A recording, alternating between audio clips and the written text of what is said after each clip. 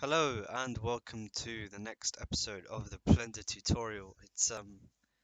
We've recorded a lot of episodes now, but we are really progressing and doing well, so I'm very proud of that. But I just wanted to say a huge thank you to everyone who subscribed because I think we are at about 120 subscribers. So I just want to say a huge thank you.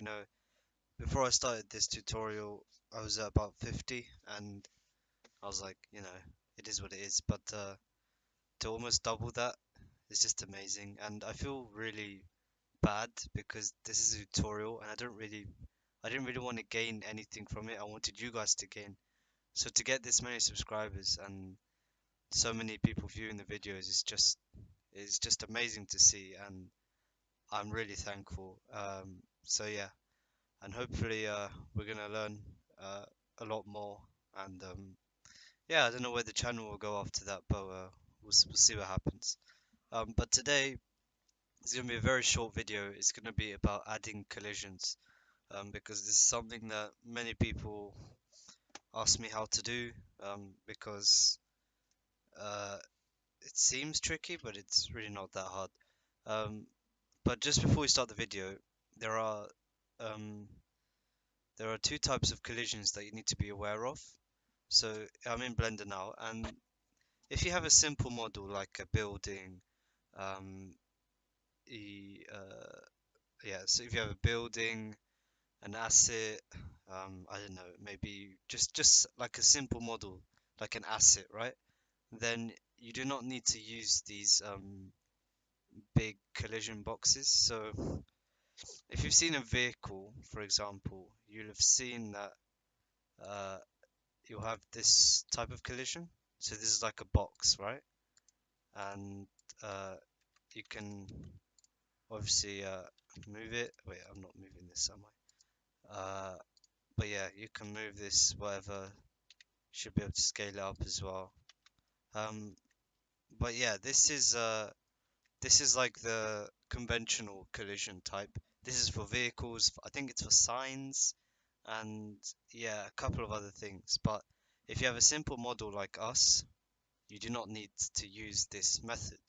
And I probably won't be showing how to do the method I just showed because I'm not really that confident in it either. But for simple models, it's a lot simpler. You don't have to do anything with the definitions, nothing. It's just in Blender. So let's get straight into it. So we have our model from last episode. You can use any model you want, doesn't really matter. Just make sure it's like like a simple model, like a map model, not a vehicle or anything. And yeah, let's say I want to make these two objects have a collision.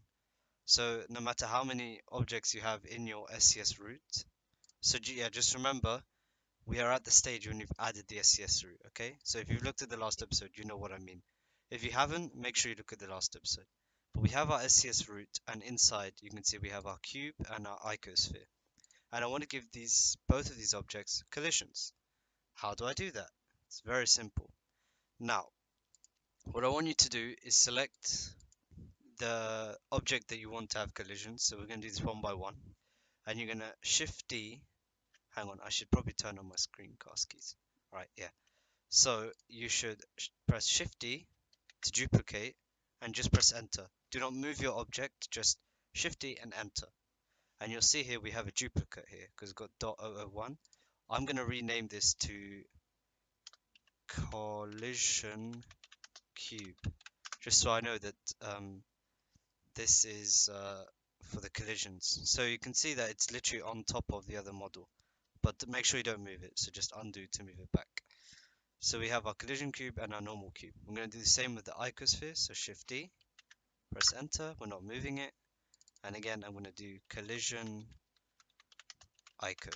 I'm just going to call it ico because it doesn't matter. Okay. These new collision objects are the ones that you are going to give collision to. The problem is you cannot go into your normal model and give it the collision because what happens uh, in ETS and ATS is that if you add a collision to something, the game will not render it. So the game will not render the object. So if that object had materials, it would not render that object. The collision is only there for it to know that if the truck hits that point, it has to react. So that's why you need to duplicate each model that you want to have a collision. But you don't have to give collisions to everything. You know, if you have like a very small, I don't know, let's say we had this very small detail here. This is like a little small protrusion, right? And let's say this was its own material. Uh, we wouldn't have to We don't have to give collision to that. You know, it's a small detail. Only give collisions to the most important parts and the parts that the truck is most likely to hit. So we have our collisions for each object.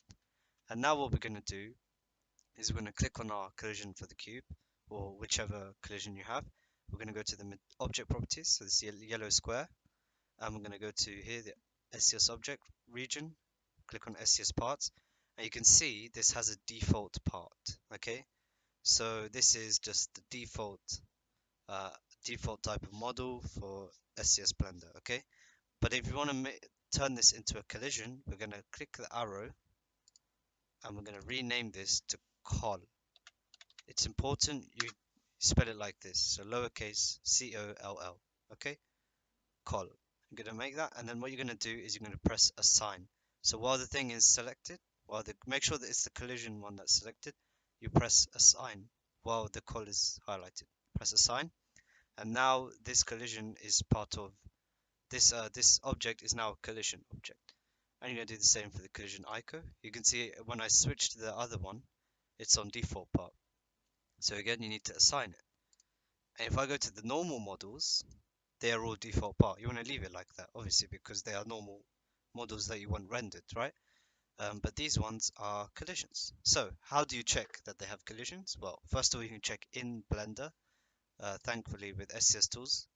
So if you go to the SCS Tools tab, this is the visibility uh, tool, so you can choose what is visible in your scene. So you can see here, view model objects. If I press that, we can see our model objects. If I press view static collision objects, you can see we can also see some models. And you can see here, when I press this, the normal models have been unchecked. That's because they are not collision objects and you're not meant to see them. If I click here, the model icon, you can see now these two are unhighlighted. Okay, and that's it. I'm gonna just re-highlight these because there's one more step. Now, you can just literally export it like this if you wanted to, but what I like to do is just give my collision objects no materials, just so that it's a bit easier on the computer resources. So click on your object and we're going to go to the material tab, and you can see we had that material from last time, the blue one. But what I'm going to do is I'm going to remove this, and you can see it's sort of clipping there because it hasn't got material now. And I'm gonna give it a new material, and I'm gonna call it invisible because it will be invisible. And we're gonna make sure we click the static collision so I can only see our collision objects. So you can see it's white, that's because it has no material. And we made our material, called it invisible. I'm gonna scroll down and make sure you always have backface culling on. I'm not gonna turn it on now because I don't need to. You can see here it says none.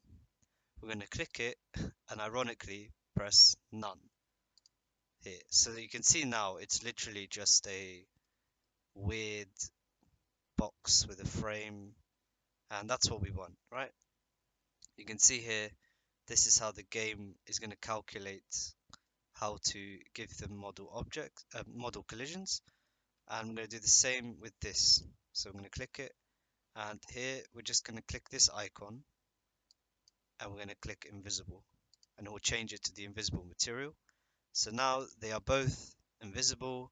They were going to be invisible anyway, but I like to do this because it's good practice to make everything neat. And now our collision objects have no material, they're invisible, and they work. So now we can click our model. So you can see here, this is the best way to check. Model, everything's rendered because they're our normal model. Collision, they're there, invisible. Everything's good, okay? Now I'm going to recheck everything.